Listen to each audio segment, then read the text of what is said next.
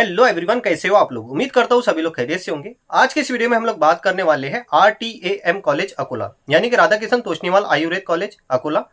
तो ये एक BMS का कॉलेज है और आज के इस वीडियो में हम इस कॉलेज से रिलेटेड हर एक पॉइंट के बारे में बात करने वाले हैं। जैसा कि इस कॉलेज में लास्ट ईयर का कट ऑफ क्या था, यानी कि नीट 2024 में कितने मार्क पे कौन सी कैटेगरी का नंबर लगा था, और मार्क के अलावा हम लोग देखने वाले हैं कौन सी रैंक पे जो है तो पिछले साल इस कॉलेज में एडमिशन हुए हैं, कौन सी कैटेगरी के कितने, कौन सी कैटेगरी के लिए कितनी रैंक पे जो है तो इस कॉलेज में एडमिशन हुए हैं।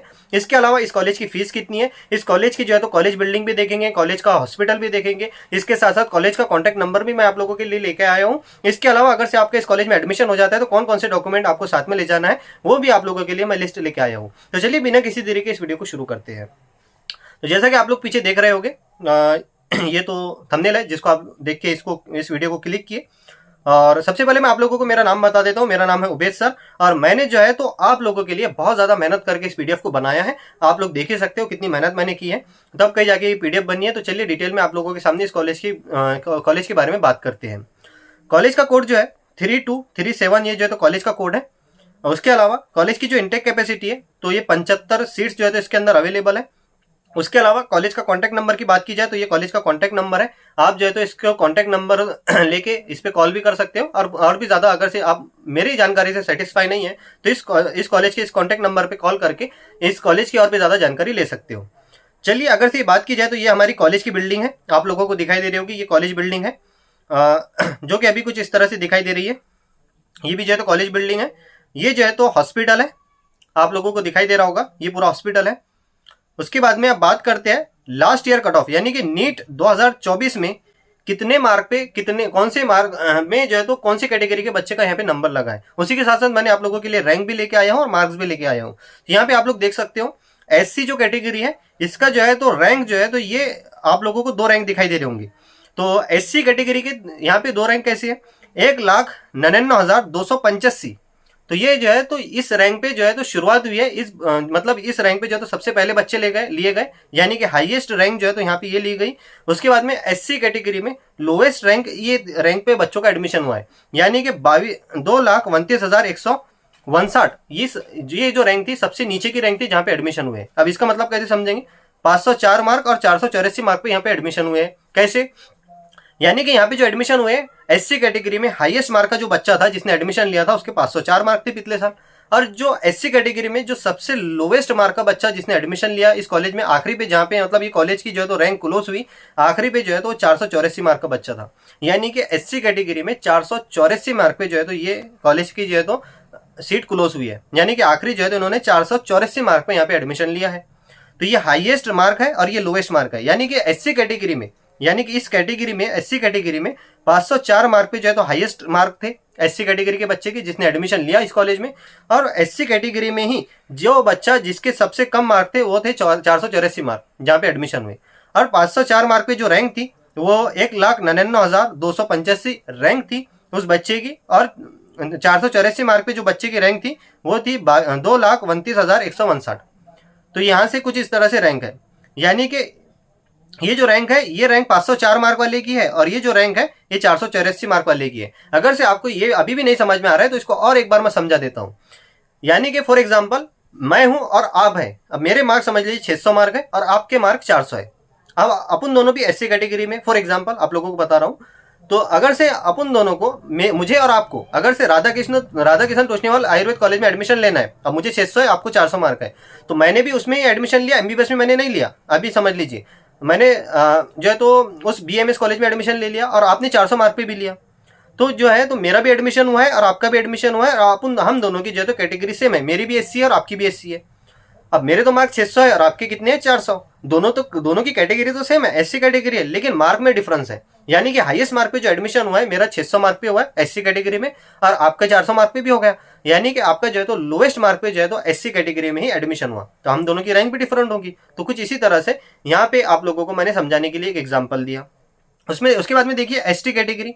तो ST कैटेगरी के अंदर जो है तो हाईएस्ट मार्क जो थे 380 मार्क थे बच्चे के जिसने एडमिशन लिया, और आखिरी जो मार्क पे इन्होंने एडमिशन लिया बच्चे के SC कैटेगरी में वो 335 मार्क थे।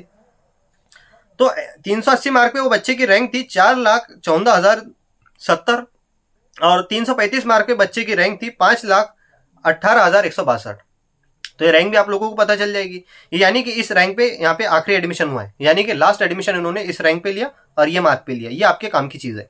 ठीक है, उसके बाद में वीजे कैटेगरी में जो है 560 मार्क पे इन्होंने हाईएस्ट जो है तो मार्क पे इन्होंने बच्चे का एडमिशन लिया, और 539 मार्क जो है तो लोवेस्ट मार्क थे जिसपे इन्होंने एडमिशन लिया। उसके बाद में 560 मार्क वाले की रैंक कितनी थी, 1,24,683 इसकी रैंक थी, और 539 मार्क वाले की जो रैंक थी 1,52,121 इसकी रैंक थी। अब बात करते हैं ओबीसी के लिए। तो ओबीसी कैटेगरी में जो है तो इन्होंने हाईएस्ट मार्क जो थे 569 मार्क पे जो है तो इन्होंने एडमिशन लिया ओबीसी कैटेगरी में, और लोवेस्ट मार्क जो थे 478, यानी कि यहाँ पे ये आखिरी मार्क थे जहाँ पे ओबीसी कैटेगरी का एडमिशन हुआ, ये लास्ट मार्क है। यानी कि अगर से पिछले साल जिसको ओबीसी में एडमिशन लेना था उसको कम से कम 478 मार्क चाहिए थे। उसके बाद में 569 मार्क पे जो है तो ये रैंक थी, यानी कि 1,13,348 इसकी रैंक थी, और 478 वाले की 2,37,496 इसकी रैंक थी। तो कुछ इस तरह से यहाँ पे रैंक भी है।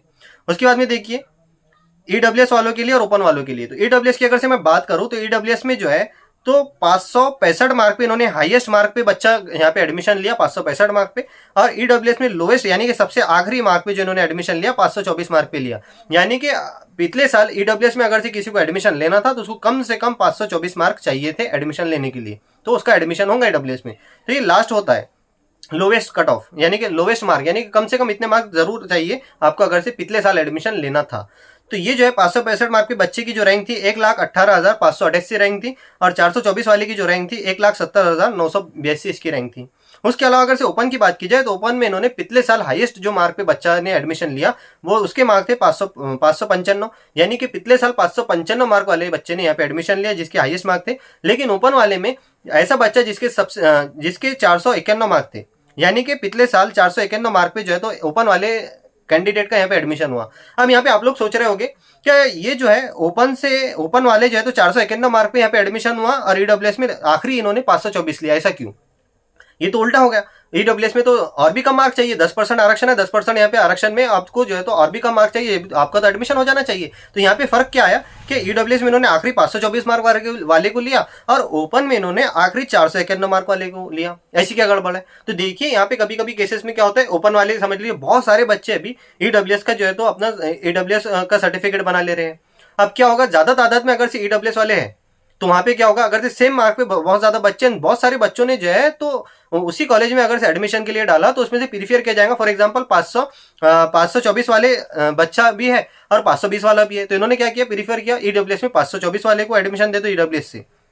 ठीक है, हालांकि ओपन में था लेकिन ईडब्ल्यूएस से उसने अप्लाई किया था तो ईडब्ल्यूएस में इसका एडमिशन हो गया। लेकिन वहीं पर एक और बच्चा था जिसके 451 मार्क थे, अब ये जो है तो ओपन में है, अब इसके जो है तो ईडब्ल्यूएस इसके पास में नहीं है। अब इसके मार्क तो कम है लेकिन ओपन वाले में 451 के नीचे के बच्चे आए इनके पास में, फॉर एग्जांपल 480 के बच्चे आ गए बहुत सारे, लेकिन इसके तो 451 थे। अब आखिरी एक सीट बची हुई थी तो उन्होंने क्या किया, 451 मार्क ज्यादा है दूसरे के मुकाबले तो इसको एडमिशन दे दिया।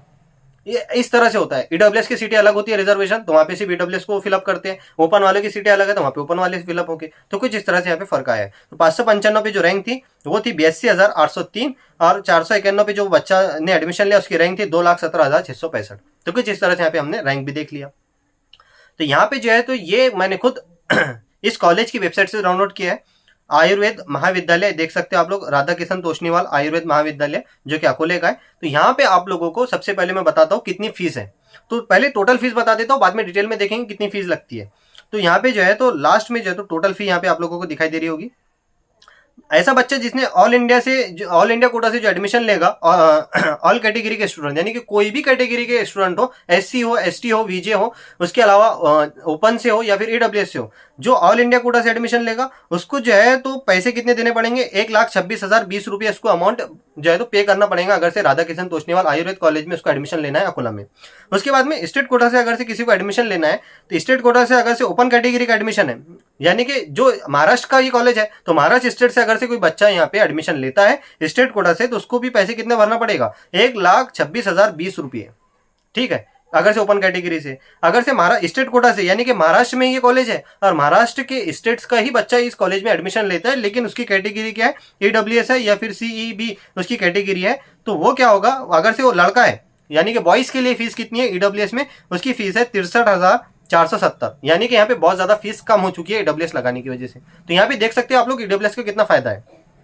उसके बाद में अगर से स्टेट कोटा से कोई बच्चा एडमिशन लेता है और ईडब्ल्यूएस से लेता है, लेकिन वो बच्चा जो है तो गर्ल है यानी कि लड़की है, तो लड़की के लिए फीस और भी कम हो जाती है। उसके लिए फीस कितनी है, 24,320 रुपये देना पड़ेगा बस, और उसमें उसका एडमिशन हो जाएगा अगर से स्टेट कोटा से ही एडमिशन लेती है।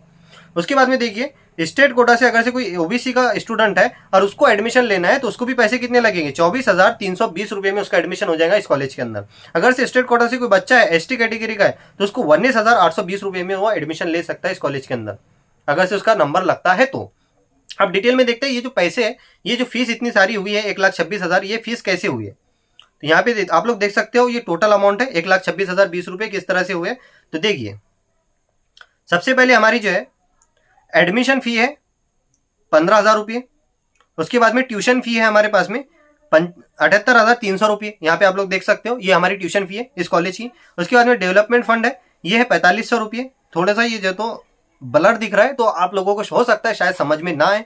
उसके बाद में लाइब्रेरी फी है 1,500। उसके बाद में लाइब्रेरी डिपॉजिट है 2,000 रुपये। उसके बाद में कौशन गेम्स एंड ये मेरे समझ में नहीं आ रहा है क्योंकि यहाँ पे धुंधला धुंधला दिखाई दे रहा है, तो गेम्स की जो है तो 2,700 रुपये है। कौशन मनी है यहाँ पे 3,000 रुपये। उसके बाद में फ्लैग फंड है 100 रुपीज़। उसके बाद में आइडेंटिटी कार्ड के 400 रुपये है। उसके बाद में यहाँ पे आप लोग देख सकते हैं ई लाइब्रेरी फ़ी है 1,500 रुपये। उसके बाद में कैंडिडेट, ये तो मुझे समझ में नहीं आ रहा है, ये 3,000 रुपये है। उसके बाद में हमारे पास में ये धुंधला धुंधला हो गया उसकी वजह से समझ में नहीं आ रहा है, इसकी 300 रुपये है। उसके बाद में ये भी मुझे समझ में नहीं आ रहा है, तो ये जो है तो वहाँ पे टाइम पे बता दिया जाएगा कितनी फीस रहेगी। उसके बाद में ये 3,200 रुपये है, कोई तो भी चीज़ है समझ में नहीं आ रही है मुझे। उसके बाद में 600 रुपये है, 10 रुपये 10 रुपये, तो ये टोटल जो है तो ये सारी चीज़ें यहाँ पे लिखी हुई है और इसकी फीस यहाँ पे टोटल मिला के 1,26,020 रुपये होती है। अगर से ऑल इंडिया कोटा से कोई एडमिशन लेता है या फिर कोई ओपन कैटेगरी का बच्चा एडमिशन लेता है तो उसके लिए 1,26,020 रुपये फीस होगी। अब ये बहुत सारी चीज़ें मुझे समझ में नहीं आ रहे थे, पढ़े नहीं जा रहे थे, तो इसलिए मैं यहाँ पे पढ़ नहीं पाया। अगर से आपको ये देखना है अच्छे तरीके से तो इस कॉलेज की वेबसाइट पे जाइए और वेबसाइट पे ये जो है तो डाउनलोड कर लीजिए। और ये चीज़ यहाँ पे बाजू में दी गई है, मैंने जिस तरह से आप लोगों को बताया, अगर से जनरल का बच्चा लेता है तो उसको ये fees as it is same to same रहेगी, जो कि जिसका टोटल होगा 1,26,020 रुपये। अगर से कोई ऐसा बच्चा है जो ईडब्ल्यूएस से जो है तो कोई ईडब्ल्यूएस से अगर से एडमिशन लेता है इस कॉलेज में और अगर से वो लड़का है तो लड़के को जो है तो ये फीस कम हो जाएगी। ये फीस कहाँ पे कम हो रही है, देखिए यहाँ पे 78,300 है तो यहाँ पे इसको फीस कम हो जा रही है, 39,150 रुपये हो रही है। तो यहाँ पे ईडब्ल्यूएस में इस लड़के को पैसे कम हो गए, जिसकी वजह से इसकी यहाँ पे टोटल फी भी कम हो गई, 63,470 रुपये हो गए। इस तरह से अगर से लड़की है ईडब्ल्यूएस से एडमिशन लेती है स्टेट कोटा से तो उसको देखिए किस तरह से फीस कहाँ पे कम हो रही है।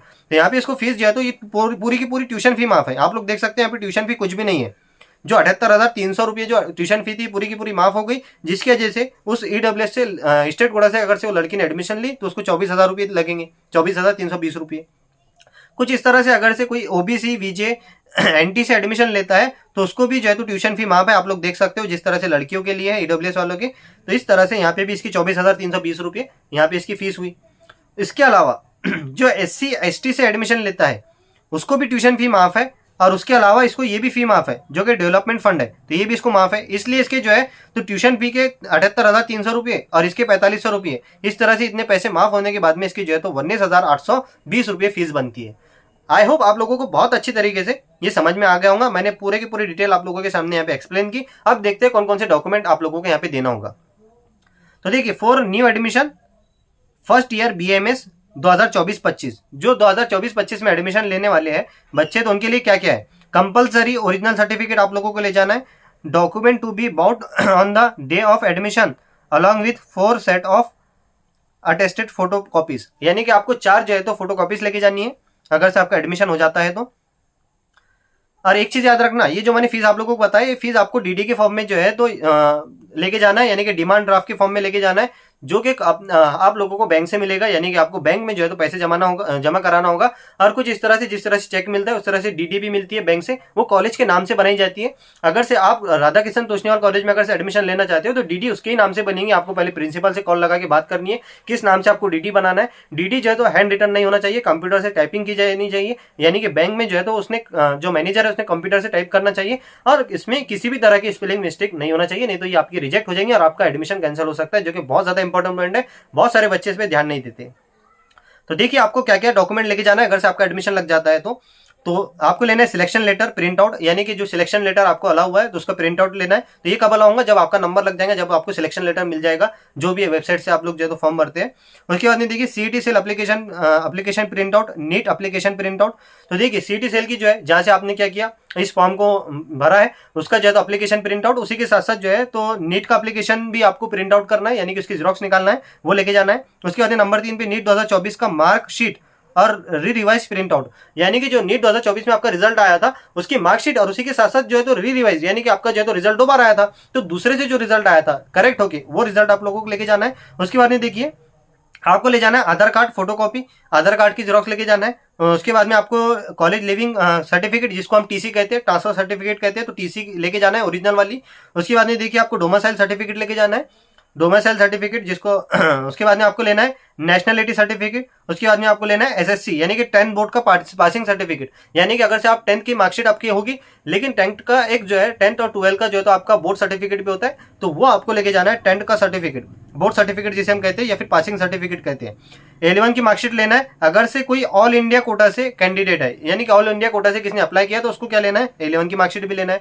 उसके बाद में 12 की मार्कशीट लेना है। उसके बाद में आपको क्या करना है, 12 का बोर्ड सर्टिफिकेट लेना है, जिसको हम पासिंग सर्टिफिकेट कहते हैं। उसके बाद में एसएससी 12th ये हो गया, हमने देख लिया। मेडिकल फिटनेस सर्टिफिकेट, अब देखिए मेडिकल फिटनेस सर्टिफिकेट किस तरह से मिलता है, ये आपको जो है तो गवर्नमेंट कॉलेज में, जहां पे भी आप रह रहे हो वहां पे आपको गवर्नमेंट कॉलेज में जाना है, जो सरकारी दवाखाना होता है, वहां पे आप लोगों को बोलना होता है कि हमें काउंसिलिंग के लिए मेडिकल सर्टिफिकेट चाहिए। वहां पे कम से कम 100 से 150 रुपये चार्ज करते हैं, और आपका चेकअप करते हैं, आपका यूरिन टेस्ट करते हैं, आपका ब्लड टेस्ट करते हैं, और आपको 5 मिनट के अंदर मेडिकल सर्टिफिकेट वहां से मिल जाएगा। तो इसकी कोई टेंशन लेने की बात नहीं है। If applicable as per the prescribe format, देखिए अगर से आप कोई कास्ट में बैठते हो तो कास्ट सर्टिफिकेट लेना है, आपके पास में है तो। उसके बाद में कास्ट वैलिडिटी सर्टिफिकेट लेना है, non creamy layer certificate valid up to, ये भी लेना है आप लोगों को, non creamy layer certificate valid up to 30/3/2025 state quota issued on the after of all India quota candidate. तो ये ऑल इंडिया कैंडिडेट के लिए जो ऑल इंडिया कोटा से यहाँ पे एडमिशन ले रहा है। उसके बाद में EWS certificate issued on the 1/4/2024 for all India Kota and state quota candidate. तो आपको EWS सर्टिफिकेट भी लेके जाना है। अगर से आपका EWS सर्टिफिकेट रिन्यूअल नहीं है तो उसको रिन्यूअल करा दीजिए, यानी कि पिछले साल का हो चुका है तो उसको नए साल का दोबारा से रिन्यूअल करा के रख दीजिए। फिर उसके बाद सेल्फ गैप एफिडेविट, अगर से आपका जो है तो गैप हुआ है कॉलेज के बीच में तो आपको क्या करना है, गैप सर्टिफिकेट भी बनाना है। डिफेंस सर्टिफिकेट आपको बनाना है। उसके बाद में फिजिकल हैंडीकैप सर्टिफिकेट, अगर से आप हैंडीकैप हो तो आपको हैंडीकैप सर्टिफिकेट की जरूरत पड़ेगी। Migration certificate, hilly area certificate, यानी कि आप पहाड़ी एरिया में रहते हैं तो वहां का सर्टिफिकेट मिलता है बच्चों को, जिसकी वजह से आपको जो है तो आरक्षण मिलता है, तो वो भी आपको लेना है। फादर डोमिसाइल सर्टिफिकेट, आपको फादर का डोमिसाइल सर्टिफिकेट भी लेना है for defence hilly area candidate, यानी कि अगर से कोई पहाड़ी इलाके में रह रहा है तो उसका फादर का डोमिसाइल सर्टिफिकेट भी लगेगा।